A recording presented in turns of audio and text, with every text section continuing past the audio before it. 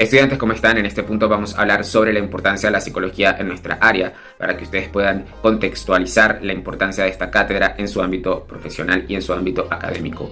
Varios de los pensadores más influyentes en la historia de la psicología han posicionado siempre la comunicación como un pilar fundamental, aunque cada uno lo aborda desde una perspectiva distinta. Algunos lo abordan desde la terapia, otros lo abordan desde la interacción social y otros desde la estructura de la mente. Carl Rogers, uno de nuestros pioneros, fue el creador de la terapia centrada en el cliente o centrada en el paciente y fue quien elevó la comunicación a esta categoría macro de herramienta terapéutica esencial. Para Rogers, la calidad del diálogo entre el terapeuta y el paciente es el factor más importante para gestionar cualquier tipo de cambio significativo. Rogers argumentaba que el terapeuta debía comunicar al cliente que está comprendiendo profundamente su mundo interno y sus sentimientos, como si los estuviera experimentando él mismo. Tenía que tener esa capacidad de mimetizarse con el paciente y comunicarle esto, que él supiera a través de sus gestos, a través de su discurso, que lo entiende. Y esta comunicación de entendimiento iba a ser la base para crear un clima de confianza. La comunicación debe ser siempre orgánica, debe ser genuina, jamás debe ser impostada. El terapeuta debe estar más que predispuesto a entablar esta comunicación. Tiene que ser completamente transparente y honesto en su comunicación, modelar esa interacción desde una perspectiva bastante sincera y genuina para liberarla de cualquier tipo de pretensiones o prejuicios. Roger se refería a que la comunicación da una validación total al paciente como persona y que nos ayudaba a juzgar sin pensamientos o acciones externas. Y esta aceptación es comunicada de forma verbal y no verbal y ayudaba a derribar las defensas del cliente, facilitando su expresión y también librándolo de todos los prejuicios con que el paciente venía a esta consulta, a esta terapia. Una de las frases más populares de Rogers es esta: creemos que escuchamos, pero muy pocas veces escuchamos con comprensión real. Ahí está la diferencia entre el oír y escuchar, con verdadera empatía. Sin embargo, escuchar de esa forma tan especial es una de las fuerzas más poderosas para el cambio que conozco. Por su parte, otro de los pioneros, Paul Watzlawick, y todo su equipo de experimentólogos y colegas se centraron en estudiar la comunicación como la estructura misma de la interacción humana, con esa faceta de los problemas interpersonales, especialmente en el contexto familiar y en el contexto de grupo. Su principio más famoso es aquella sentencia que nos decía Watzlawick de que es imposible no comunicar, porque sostenía que toda conducta es comunicación, incluso el silencio, la inacción, la evitación del contacto visual.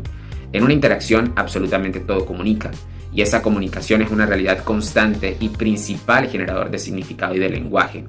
Toda comunicación además tiene, según Watzlawick, dos niveles: el nivel del contenido y el relacional. El contenido, que es todo lo que se dice, y el relacional es todo lo que se debe entender en ese proceso comunicativo, que va a definir además la relación entre ambas personas. Muchos conflictos surgen por la incongruencia o por el choque de estos dos niveles, el del contenido y el relacional. Watzlawick además distingue entre la comunicación verbal y la comunicación no verbal, y que precisamente en este choque verbal y no verbal, las dificultades patológicas pueden salir a la luz a los ojos de un terapeuta, pues a menudo se manifiestan estos criterios o estos vacíos patológicos cuando hay una contradicción entre lo que la persona dice y lo que su cuerpo realmente está comunicando. Una cosa es decir, contar, y otra cosa es comunicar y relacionar. Sigmund Freud, por su parte, no usó el término de la comunicación como una habilidad interpersonal. Al contrario, para Freud el diálogo fue el método central de su técnica para acceder al inconsciente de la persona. Según su base psicoanalista, se basa en esa idea de que simplemente hablar sobre los síntomas, sobre las emociones reprimidas y sobre las experiencias dolorosas ya tiene un efecto terapéutico, y esto es muy cierto. En cierta parte, todos los psicólogos, independientemente de la escuela en la que nos orientemos terapéuticamente, estamos haciendo uso del psicoanálisis, porque esa comunicación verbal es el mecanismo que permite que los contenidos inconscientes puedan salir a la luz y se procesen. Además, Freud aportó la técnica de la asociación libre, que es esa técnica de la comunicación no estructurada, que es muy clave del psicoanálisis, pues se pide al paciente que comunique absolutamente todo lo que venga a la mente, sin censura, sin ninguna lógica aparente. Y para Freud, esta comunicación libre era la única vía de acceso directa a determinar esos conflictos complejos y todos estos deseos reprimidos del inconsciente. Entonces, estos tres pioneros, Freud, Watzlawick y Roger, desde sus diferentes enfoques establecieron que la comunicación no es solo un medio para la psicología, sino es el proceso fundamental a través del cual se forma la identidad, del cual se establecen las relaciones y del cual se facilita el cambio terapéutico. La comunicación efectiva va a ser esencial para el éxito de ese proceso terapéutico por varias razones claves, si hacemos un resumen, sintetizando toda la información. Primero, porque fortalece ese vínculo de confianza. Una comunicación clara, empática y respetuosa sienta las bases de esa alianza terapéutica, y el lazo de confianza entre el paciente y el psicólogo es algo fundamental. Como lo dije al principio, debemos mimetizarnos con ellos. Este vínculo va a ser el motor que permita al paciente sentirse seguro para revelar sus pensamientos, porque se ve reflejado de alguna manera en esa persona que le está ayudando, que relaciona la comunicación que él está enviando. Así que va a facilitar, a través de las otras herramientas que se enriquecen de la comunicación, un diagnóstico, un posible diagnóstico del paciente. Primero, es capaz de ver el psicólogo si hay coherencia entre lo que dice y lo que está comunicando, que son dos cosas distintas, recuerden. Y la claridad y toda esa precisión en la comunicación reducen todo tipo de ambigüedad y el riesgo de cometer errores de interpretación. Una buena comunicación que incluye claridad en las explicaciones sobre el proceso y sobre los objetivos, así como la validación de los sentimientos del paciente, fomentan la confianza en el profesional y por ende la probabilidad de que el paciente se comprometa aún más con las pautas terapéuticas. Ahora bien, les hago esta pregunta. ¿Puede existir un proceso de incomunicación en una terapia entre psicólogo y paciente o en cualquier contexto de emisor y receptor donde nos desarrollemos tanto académica como profesionalmente? Por supuesto que sí, y es fatal.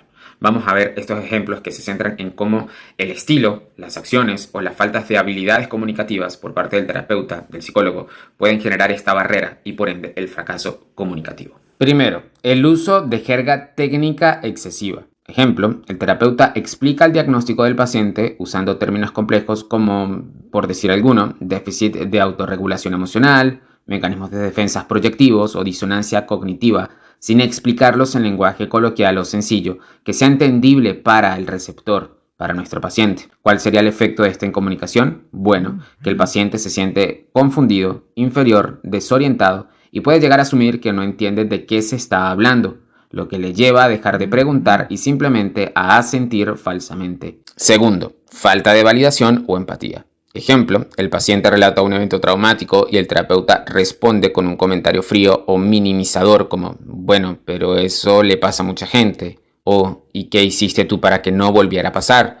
O el típico, todo va a salir bien. ¿Cuál sería el efecto? Bueno, que el paciente se siente juzgado, incomprendido y decide que es mejor retener información sensible en el futuro. Tercero, dominio de la conversación. Por ejemplo, el terapeuta interrumpe constantemente al paciente para compartir sus propias teorías, analogías largas o para hablar sobre otros casos sin identificar. El efecto, pues el paciente siente que no tiene espacio para hablar y que sus problemas no son el foco, por lo que se desconecta y solo da respuestas breves. Cuarto, instrucciones ambiguas o poco claras para tareas.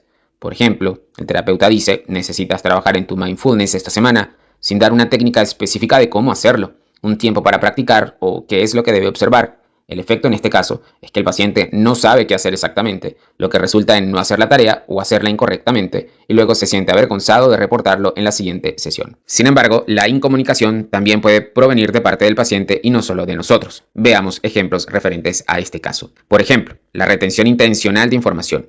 Si el paciente omite intencionalmente un comportamiento crucial como el consumo de sustancias, un abuso, pensamientos suicidas pasados, infidelidades o algo que le avergüence por miedo al juicio o a que se lo cuente a su pareja o a ser hospitalizado, pues la terapia se va a basar en información incompleta, lo que hace que las estrategias de nosotros como terapeutas fallen y la causa real del problema no se aborde.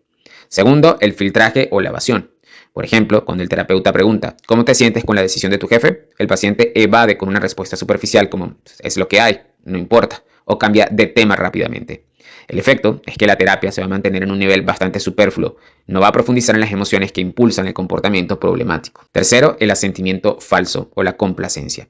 Por ejemplo, el terapeuta sugiere una interpretación o una nueva perspectiva y el paciente, que en realidad no está de acuerdo o no la entiende, dice sí, esto tiene mucho sentido, solo para complacer o evitar el conflicto o simplemente para llevarle la cuerda a un terapeuta con el cual no se ha sentido identificado. El efecto en esta terapia es que el paciente invierte energía en actuar en lugar de en sanar. Aquí las intervenciones del terapeuta fallan porque no están alineadas con la realidad interna del paciente. Y cuarto, una dificultad para articular sentimientos, a lo que normalmente llamamos como alexitimia.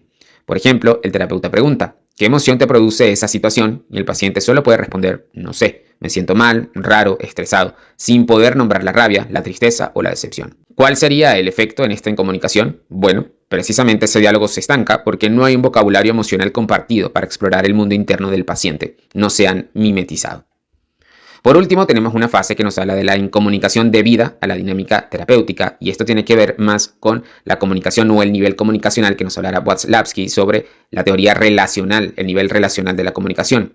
Por ejemplo, cuando hay desacuerdos en los objetivos terapéuticos. Si el paciente quiere trabajar en cómo dejar a su pareja y el terapeuta está enfocado en cómo el paciente puede salvar la relación o viceversa, tenemos un efecto donde cada uno habla de un tema diferente y el paciente siente que la terapia no lo está llevando a donde quiere ir. Segundo, la falta de rapport o confianza.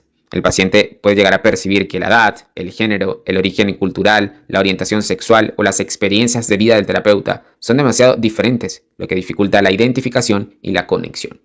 El efecto sería que el paciente se siente cohibido, lo que reduce la espontaneidad y la honestidad de la comunicación. Tercero, los silencios incómodos y todas esas partes no exploradas. Por ejemplo, cuando el paciente se queda completamente en silencio por 2-3 minutos y el terapeuta no pregunta qué está pasando en ese silencio o lo llena rápidamente con su propia voz o con preguntas innecesarias. Se pierde allí la oportunidad de explorar pensamientos profundos o resistencias, porque hay que aprender a leer el silencio, y el paciente debe aprender también que ese silencio no es un espacio seguro para la reflexión. Y por último, la transferencia y la contratransferencia no resuelta.